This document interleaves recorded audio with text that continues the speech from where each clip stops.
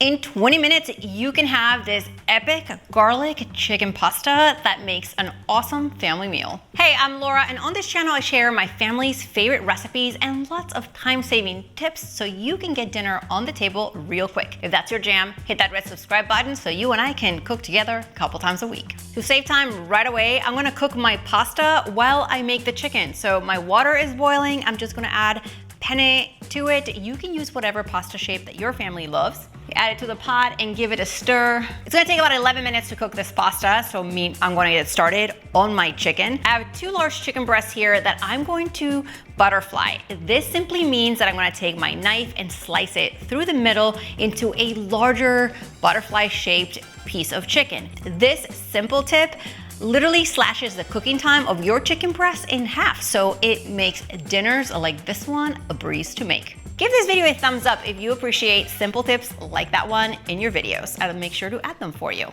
Now, next, I'm going to season my chicken, but first, I'm gonna take some paper towels and pat the chicken breast dry. This absorbs any of the moisture and it gives your chicken that crisp golden sear that you love. And now I'm gonna season the chicken breast with salt and some pepper. Salt is essential if you want juicy chicken breast because it retains the moisture and it makes it taste so much better. You also want to do that on the other side, equal love. Here I'm heating up a pan on medium-high heat and I'm going to add some oil and a little bit of butter.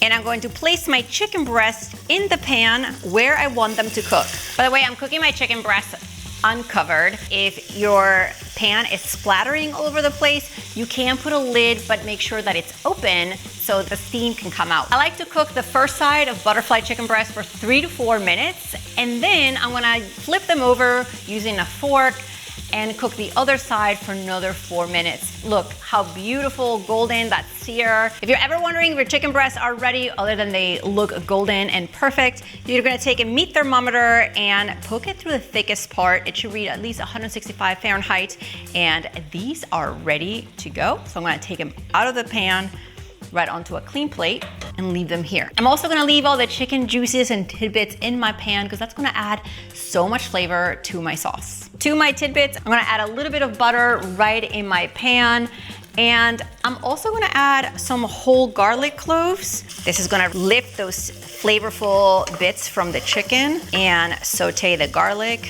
I'm also gonna toast my herbs, which is rosemary. If you don't have rosemary, you can use Italian seasoning. I like to toast them in the butter so it gives it flavor to the entire sauce and the leaves aren't dry. Now let's add some chicken broth. Stir it around. And now that our chicken broth is simmering, I'm going to add my warmed half and half or heavy cream. You want to warm it so it doesn't curdle on you when you make your sauce. Keep stirring.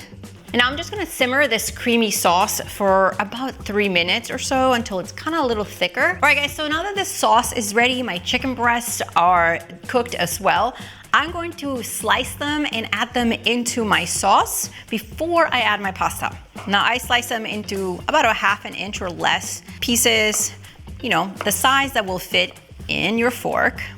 Now this recipe is one of those that's super generous with portions. You can size up or size down by adding more chicken or more pasta. And then I'm gonna add them in my pan.